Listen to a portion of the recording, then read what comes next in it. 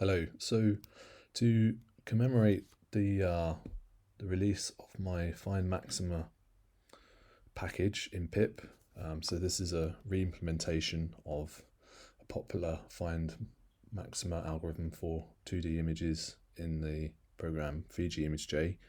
I'm going to do a live coding in Python where I show you how to install and then use this package on a number of different images.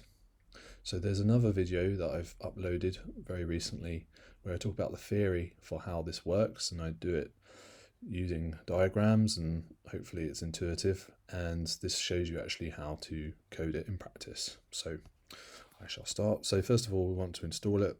Different ways of doing this. Open the terminal, then you can just do Python 3 pip install Find Maxima 2D, that's the name of the package. And then this should, first of all, download the dependencies and install it. It's already done it very quickly. And then what we want to do is start a notebook. And then I'm going to import a few things that I typically use. So import lib pylab as plt. This is good for plotting and actually importing files as well.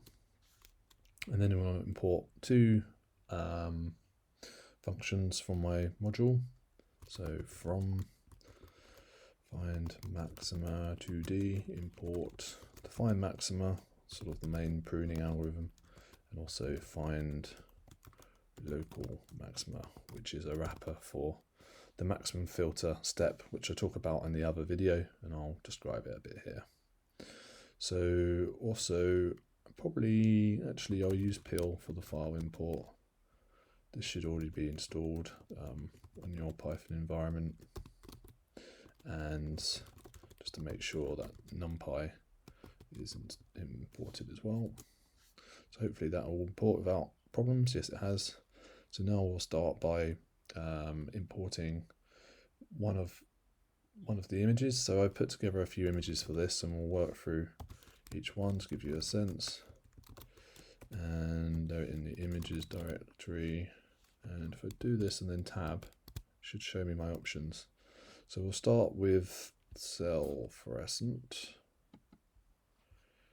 and right away we will try and plot that. Yeah, so you can see the image here. It's Grayscale image ultimately, but it's blue in this, which means it must be an RGB image. So the way we can confirm that is we go print image shape. We'll see that it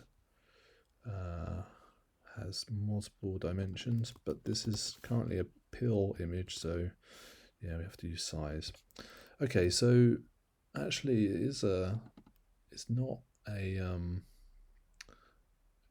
an RGB image afterwards, a grayscale. You can see because we only have 2 dimensions here, but the imshow has somehow, from the pil object, has knows that it's a particular channel of this image, and so it's showing it as blue.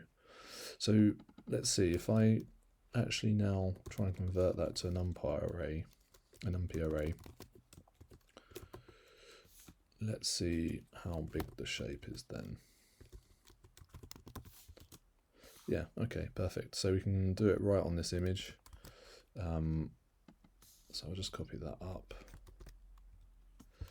And then let's do the find local maxima. So I talked about this in the video, but first of all, we find all of the local maxima. So this is basically a filter step where we filter out all of the sort of noise in a sense, and return the the local maxima from the image. So we are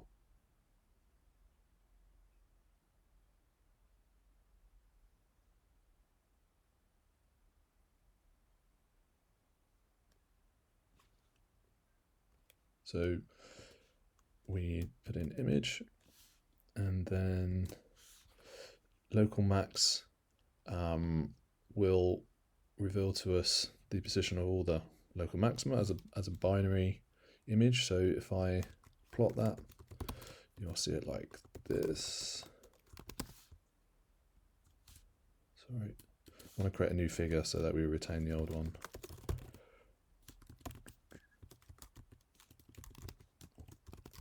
Like so.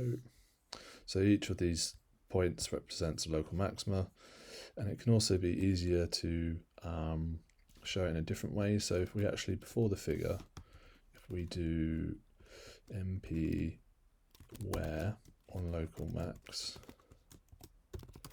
this should hopefully yield y and x coordinates, and then we can just plot those on, and you can see them in the context of the original image.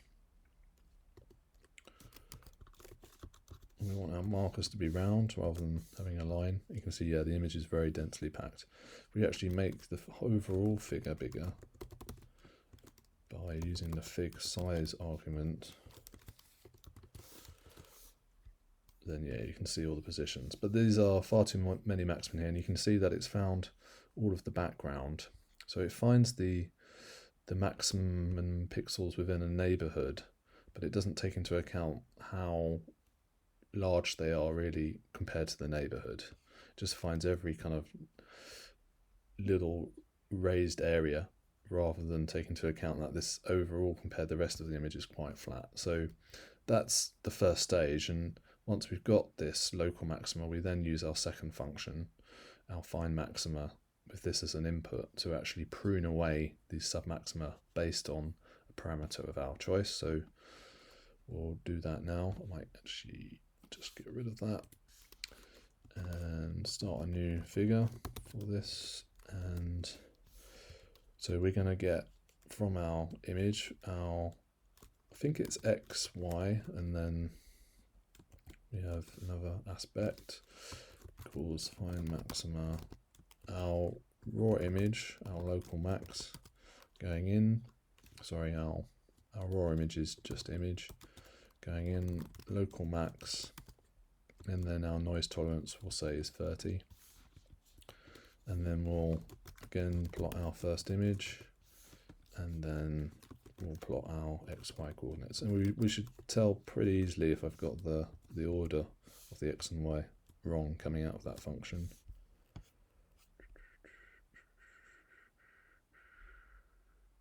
I think, you know, saying that it's quite hard, but what I'll do is I'll make it red, I'll make it bigger as well, and we can have a better look.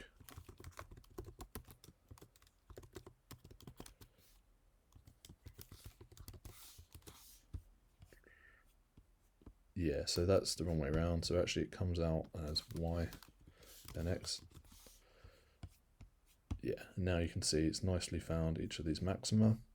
And say this wasn't quite sensitive for us, maybe we wanted to pick up more of these submaxima, we could then change this parameter to be something lower, like 10. And yeah, you can see now it's found more of them. So that's a user-defined parameter, and it won't be perfect, but doing an experiment, you can keep that fixed and run it through all of them, and you should have a fair sense of how many bright spots there are in your image as a means of comparing them.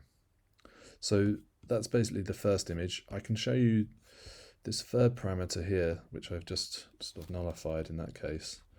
But if we put it into something more meaningful, we can then plot this. And this is sort of a diagnostic output from the algorithm, which shows the different classes of object actually in it.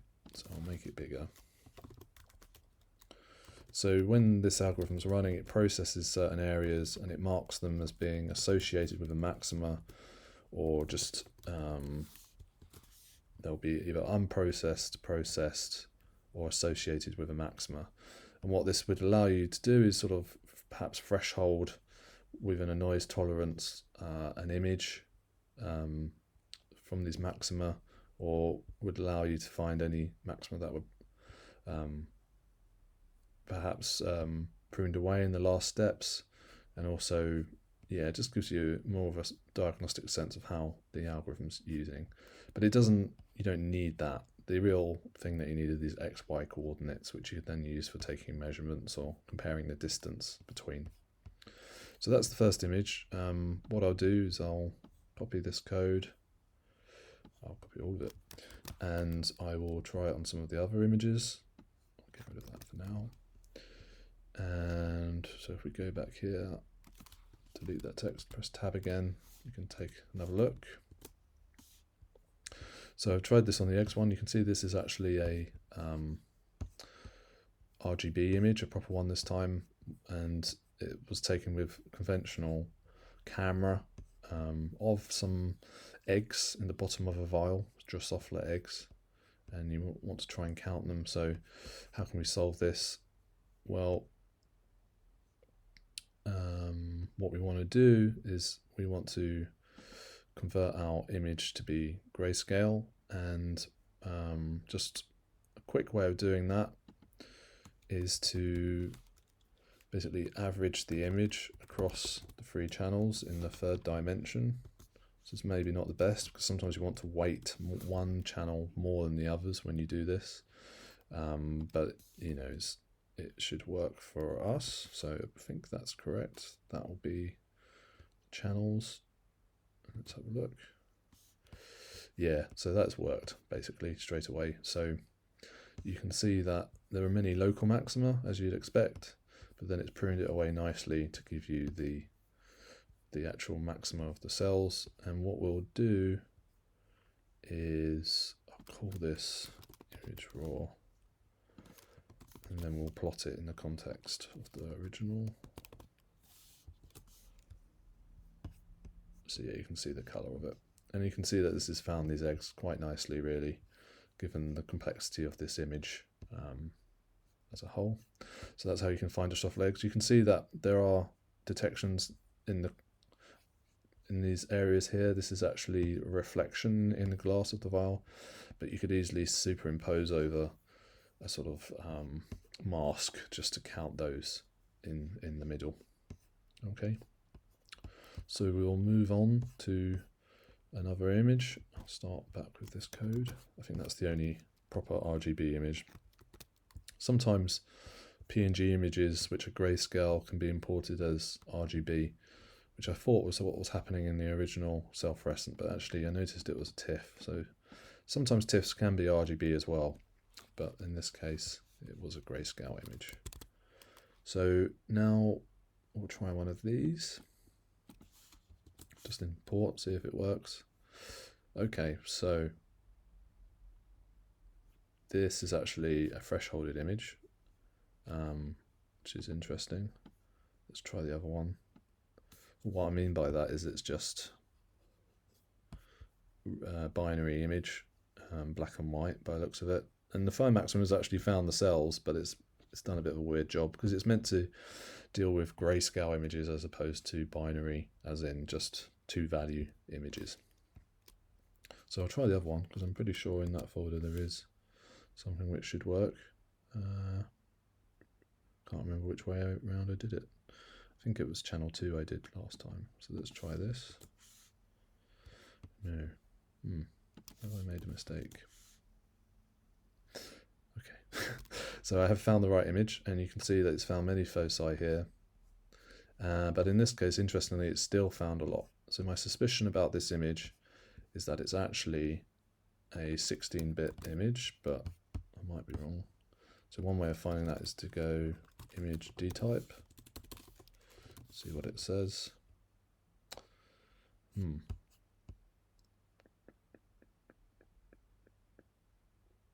Interesting. Okay, so is it definitely a number? It must be.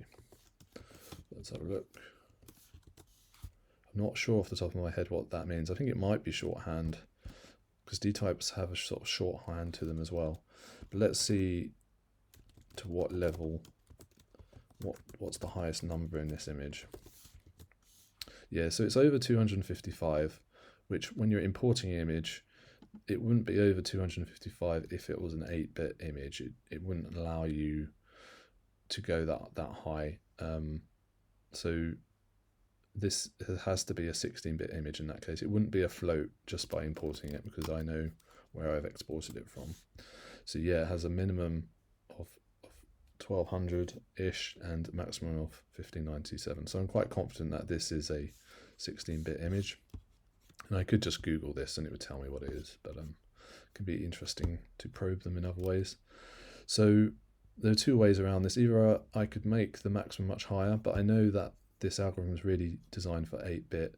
So although it works, the values lose their contact. The noise tolerance is scaled differently if it's for a 16-bit. So what I'm going to do is I'm just going to take my image here and I'm going to divide it by 255, because 65,535 divided by 255 is 255, and that is the range for an 8-bit image, 0 to 255. Okay, so now that I've done that, you see it's actually worked much better, but we can see our noise tolerance is still off. So I'm actually gonna, it's not completely bad, but I think it needs to be a bit more sensitive. So I'm gonna reduce this down even more. And now you can see that we are pretty close to what we want now. So you could maybe go a bit lower. And yeah, this is kind of what we're after. I'll maybe just show you what the original image was like a bit more. So just turn off that plotting of the original one. So you can see we've got multiple cells here with different numbers of foci, and you can imagine that I'd want to count the number of foci in each cell to some level of accuracy. Things, you don't have to be 100% accurate all the time in biological imaging and analysis, as long as your methodology is robust to sort of very disruptive things. Like, you know, imagine if there was some bright spot here because of an artifact and it found, you know, thousands of foci on that, it could disrupt your analysis. But it doesn't, it needs to work in a fair, unbiased way. That's the most important thing. So when you do have different conditions, it doesn't elevate one condition over the other based on something which isn't related to what you're actually measuring. And I find that this is a good approach for being able to do that, because it's very resistant to sort of background levels of intensity, and it's pretty good with noise as well, due to the filtering. So in the typical experiment, I'd also combine this with some kind of segmentation of the cells, and you can see actually that other image would allow me to do that. So why don't I try that, so you can get an idea of how to actually do a bit of an experiment with this. So we're going to import the other one too as a threshold, and it was 1.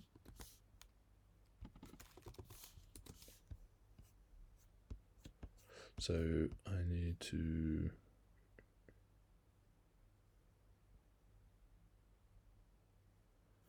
let's have a look in here, because I'm sure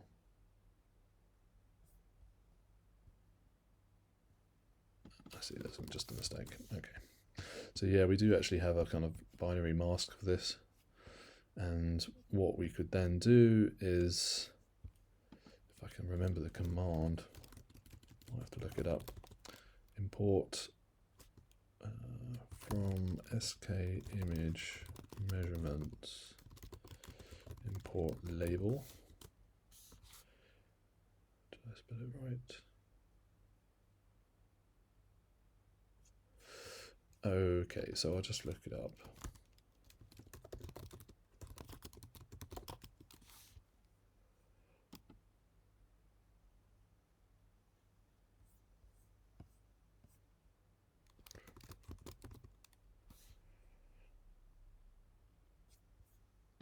I was so close, so close.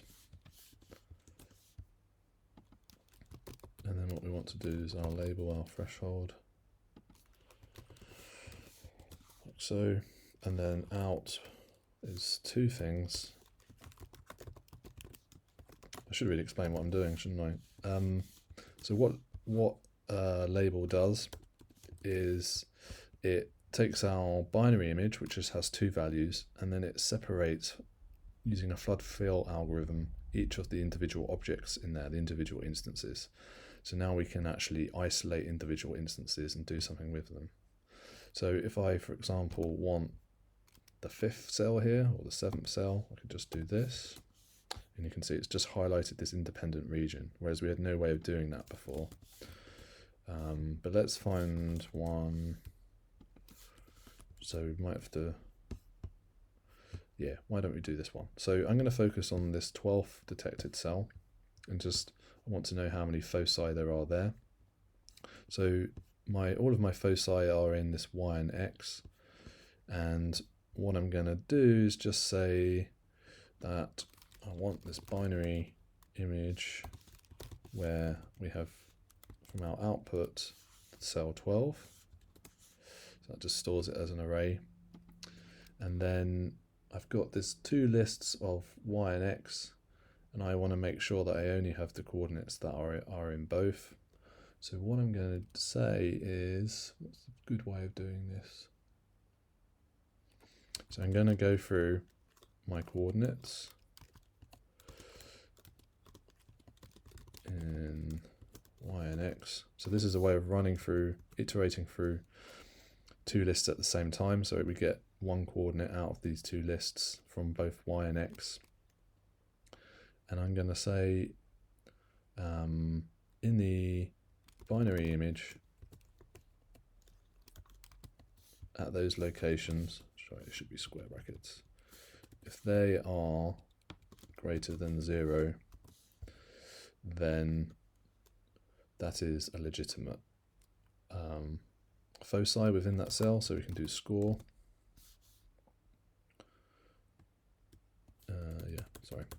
If that's true, then we can say score is plus equal 1.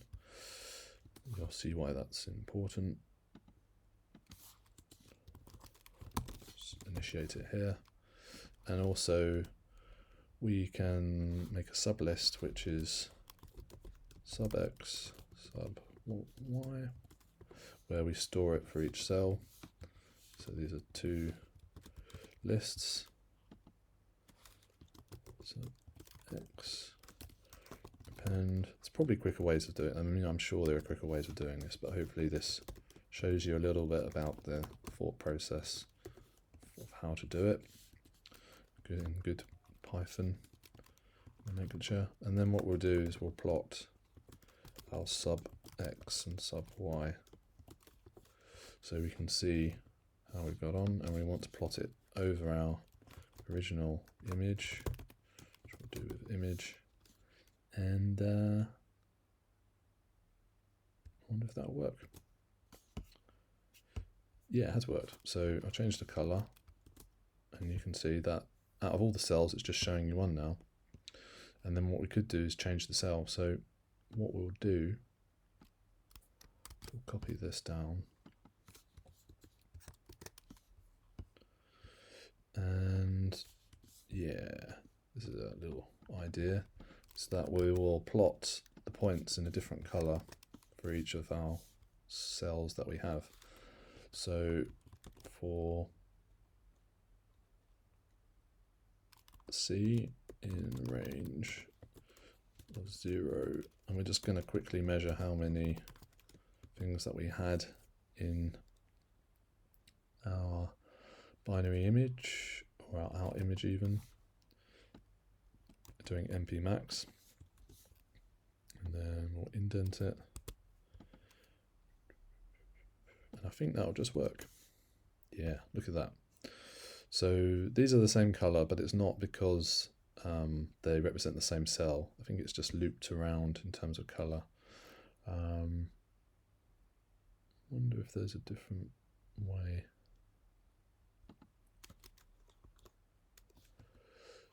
Yeah, so another way of doing the color, let's have a look.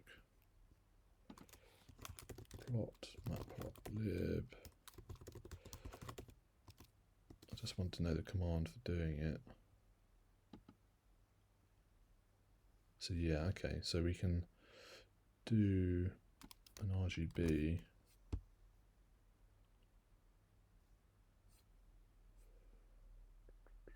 yeah, and then it's just color equals, okay. So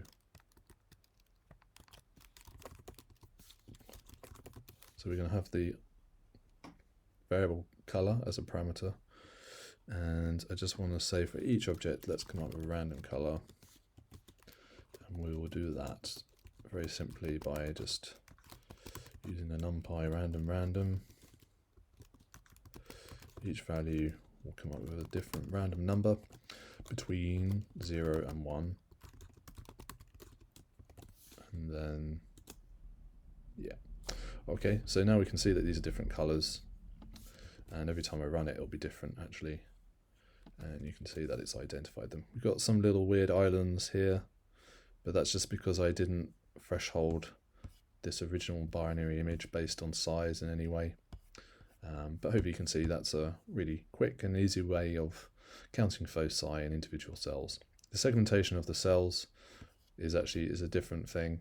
I've shown that in other videos, but I can always run through that again. So I hope you've enjoyed this, and I will link to this GitHub.